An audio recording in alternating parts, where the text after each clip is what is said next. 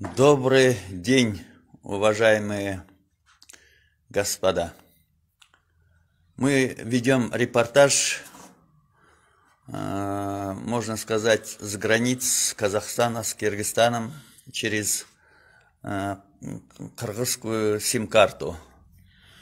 В Казахстане, как вам известно, полностью блокирован интернет и нету доступа к интернету, тем более к социальным сетям. Государственная пропаганда муссирует сплошную ложь. Даже вот это сам глава правительства, президент, говорит только сплошную ложь, и ему нельзя верить. Токаев, он государственный преступник. Государственный изменник. Изменник.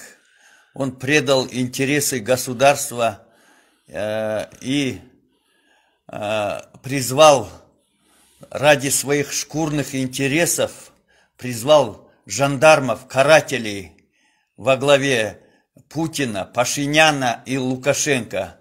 Ихние каратели там на военизированных БТРах расстреливали на центральной площади Алматы мирных демонстрантов. Среди демонстрантов 6 января. Да, 6 января 1843 началось это обстрел.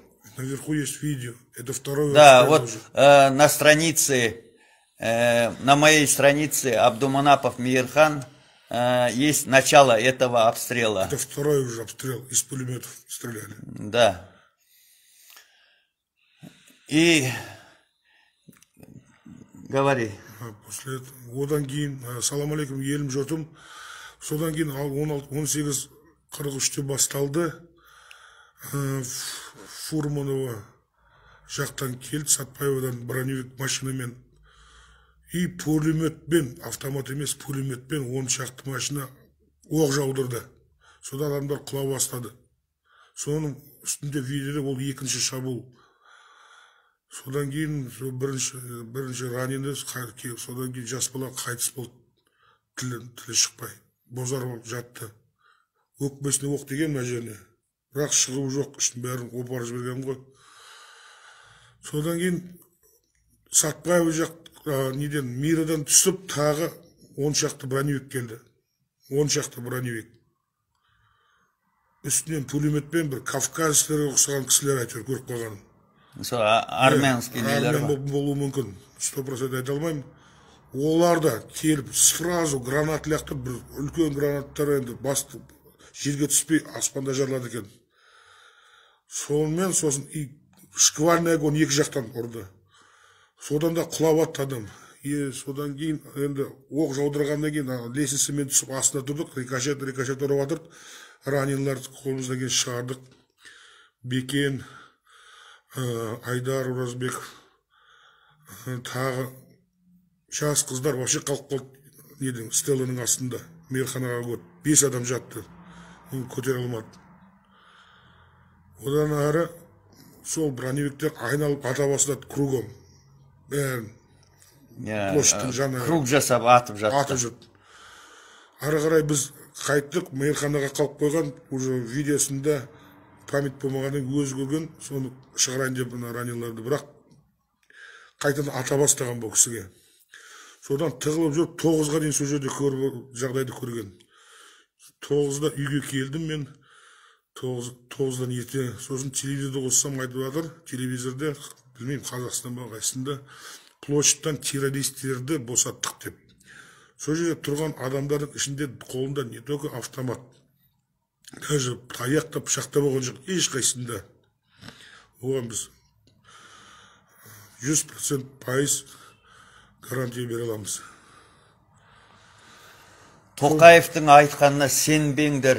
Ол енді сол күннен бастап, ол ана мемлекеттік сатқан қылмыскер деп жарияласа да болады. Мына сол күні 6 күні сағат ертеңгі 9-да Қазақстанның әскерилерін жіберген болатын. Олар да келіп атты Олар асқанға. ана қорқытып атты, бір адамды аяғынан жариялады, оны алып шықтық. Одан кейін ол келіссөзге келді. Сонда келіскенде айтты, бізге ақпарат түсті, сіздердің қолдарыңызда, араңызда вахабиттер бар, террористер бар, қолдарында мылтық бар деп. Содан кейін приказ бар, бәрін қыруға деп.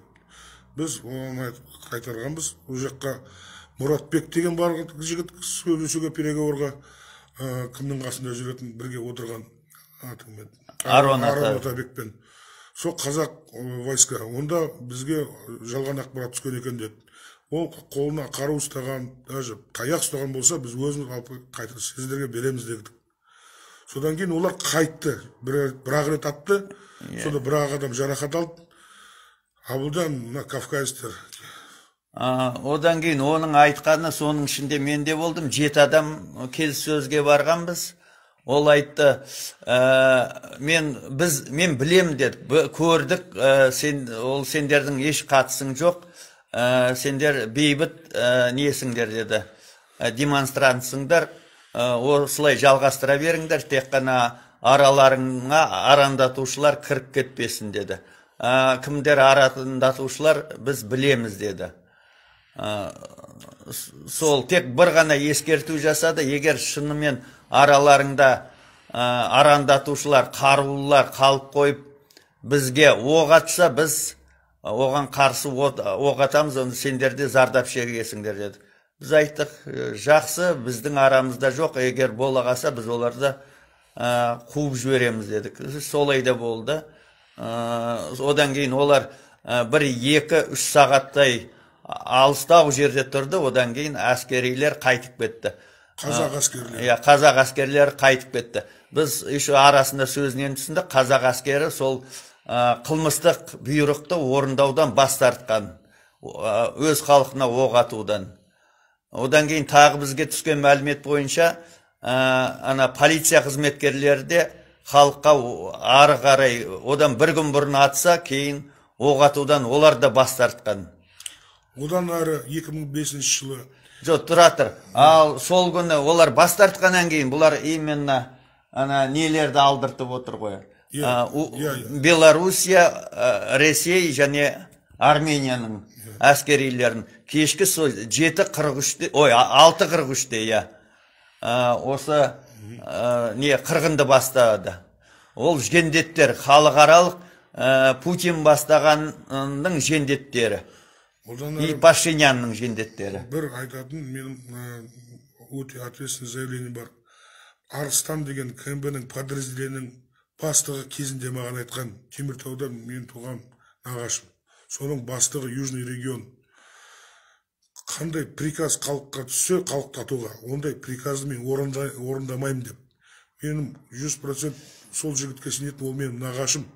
Сол жігіттің фамилиясы есімде жоқ, аты Берік, 72 жылғы. Сол кезде Алматының, Арыстанның бастығы. Арыстанның жігіттері оқ жаудырды дегенге мен сенбеймін. Мен өз басым сенбеймін. Ондай преступный приказ түссе де біз орындамаймыз деп өзі кезінде айтқан.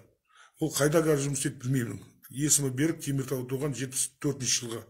Кезінде Рахат Алиевтің өзінің телохранитель болғаннан сөзін айтқанда, Америкаға барғанда 2002 жылы. Сондай жігіт өзі бізге нағашы болып келеді. Түнгі 9-ға дейін сол жерде олар оқ жаудырды, ешкім жақындатпай.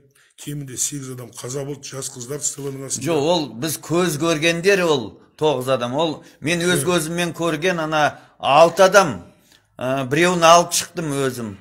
Ал 6-ауы ол алып шығу мүмкін болмады, себебі оның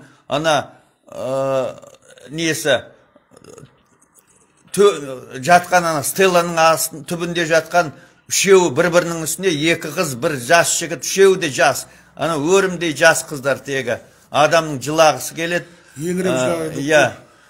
Шығарылмай. Содан кейін бір орта жастан асқан бір кісі, ол енді ауыр жараланған, өзі жүре алмайды, оны тағы жалғыз өзім көтеруге шамам жетпеді, оқ жаудыра бастағаннан кейін шегінуге тура келді, тығылып, оқтың рикошетпен өтіп жатты. Содан кейін телефонымда сақтаулы 19:01-де мен ана 102-ге звондадым, телефон соқтым. Осындай көмек керек, алаңда өзім көрген 7 не жатыр деп, мысалға, оның ішінде жаралылар да бар деп. Соған көмек көрсету керек, соларды алып кетулерін сұрадым. Ол 7:01-де болған кешкі. Одан кейін 2 сағат өткеннен кейін ана біз тығылып тұрдық. Содан кейін нелер кетті мекен, аналарды алып кетті мекен деп бұлай көтеріліп шығып едім. Ана кімдер көрінді, со жатқан қайтыс болған адамдар. Сөйтсе оған дейін 2 сағаттың ішінде не келмеген. Кімді де көрдім, ана ауыр жаралы жатқан қансырап. Енді сол 2 сағатта ол қансырап 102 көмекке келмеген. Сол 2 сағаттың ішінде. Енді ол да қайтыс болған шығар деп ойладық. Уже міне одан кейін солардан былайырақ бір мәшине тұрған, от алып тұрған мәшине. Сол рульде біреу, и соның қасында бір жігіт, мәшине әлі де от алып тұрған, екеуі де мәшине шұрық тесік, екеуі де қайтып кеткен адамдар, енді ана жан бары сезілмейді. Сонда анау 4-еу стелланың түбінде, мәшинелерінде 2 адам, 6-ауын көрдім, біреуін алып шықтық, 7 адам. Мен өзім көргендерім со, өзім куә болдым. Мен көрмегендер қаншама? Қанша жоғалып кетті.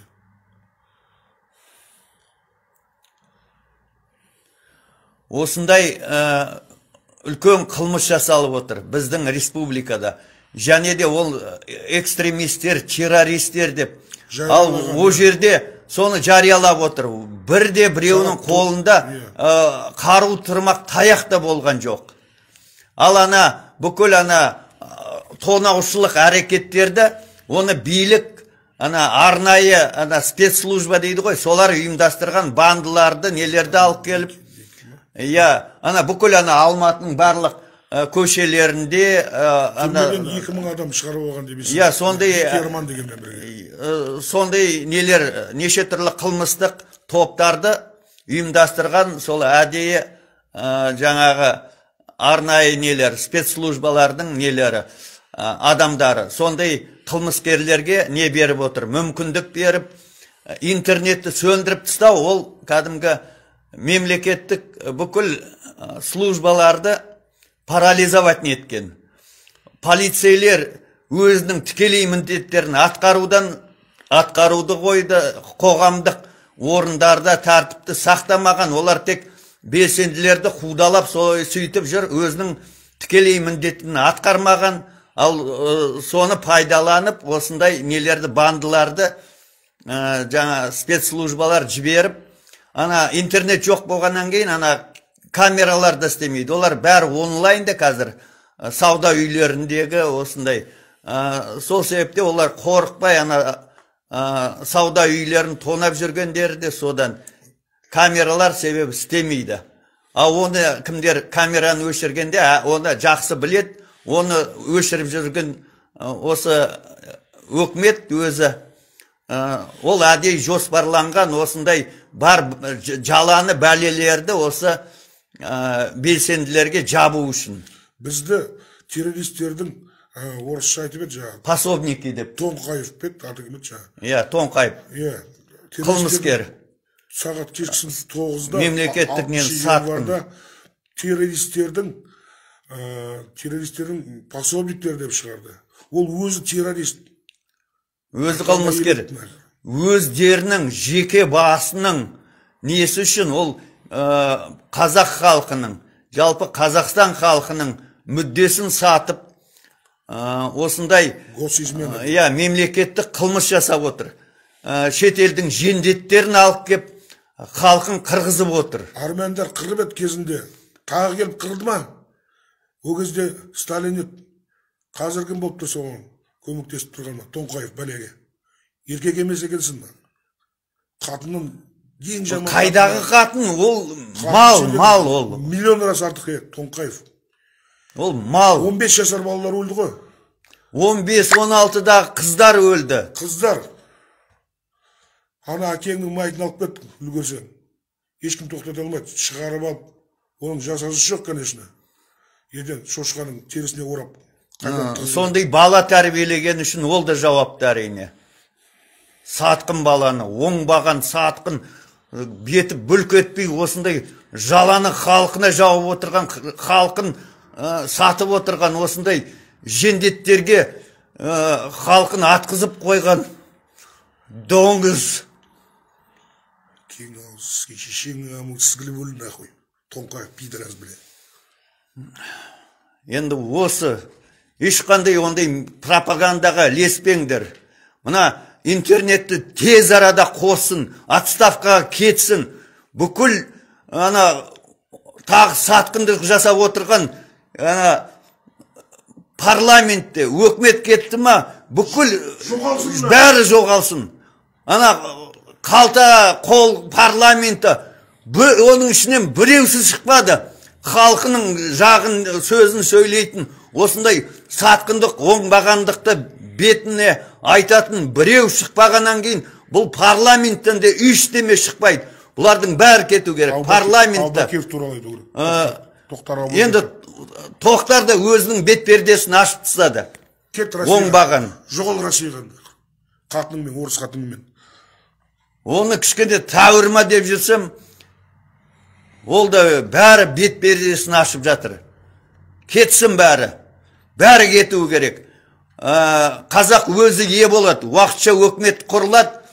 Уақытша өкімет 9 ай бола ма, 1 жыл бола ма, соның ішінде парламент сайлауын өткізіп, өз басшылығын етеді. Ал қаладағы, Алматыдағы барлық мекемелер әркім өз қызметіне кірісу керек. Полиция тек қоғамдық тәртіпті сақтау керек. Қоғамдық тікелей міндеттерін белсенділердің бірде-біреуін қамауға алмасын. Қамауда отырғаның бәрі босатылсын. Барлық саяси тұтқындар босатылсын. Си-18-дегі ана 4 азаматымыз босатылсын. Кім бар? Марғұлан. Марғұлан, барлық саяси, ол 405-пен сотталғанда айтып отырмын. Барлығы. Ал барлық Қазақстан бойынша жоқ дегенде 15 па 16 ма саяси тұтқындар бар. Солардың бәрі босатылуы керек. Осы. Мен айтарым. Жас балдар, 15, 16, 17 жас балдар резиденция президент барар акиматтың үстіне. 2 күн штурмовать етті, өз-өзімен көрдім. Қолдарында тас. Пулеметке шыққан бірінші рет көріп тұрмын о тарихта. Пулеметке, снайперге таяқпен қолында мен көргенім тас болды. Сонда жүгіріп келатырған 100 адамға бірінші рядын пулеметке кесіп тастады. Ана фашистерден зор екен оларың. Сонда қазақ келші, ранилар шығарайын деп атырғанда, олар да атып батырды.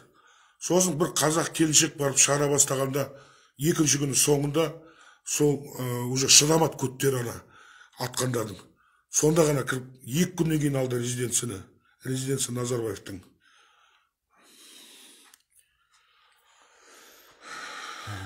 Енді айтып қиын. Сосын тағы бір қосарым. Мынандай халық, қазақ халқын, мынандай өз жүрегіндегі қаны, намысы, оны американский войскада келіп ала алмайды. Қазақстанға Путин есіңде болсын, американский войскада алмайды. Мен саған айтам, 14 жыл Москвада тұрдым 85-те, білем. Орыс халқын өте, русский народ я уважаю, люблю, ценю. Но пожалей своих сыновей здесь. Мы не хотим цинковый гробовой отправлять ни в Россию, ни в Армению, ни в какую страну. Мы это повидали за последние 3 суток. Больше 200 человек убили. Это в голову, мозги разрывались и в сердце стреляли. Так нельзя. Путин, Пашинян, Лукашенко, забирайте свои войска назад. Немедленно. И вы тоже преступники. Вы вмешиваетесь во внутренние дела Казахстана. Вы кто такие, идиоты? Долой из Казахстана! Я завершаю.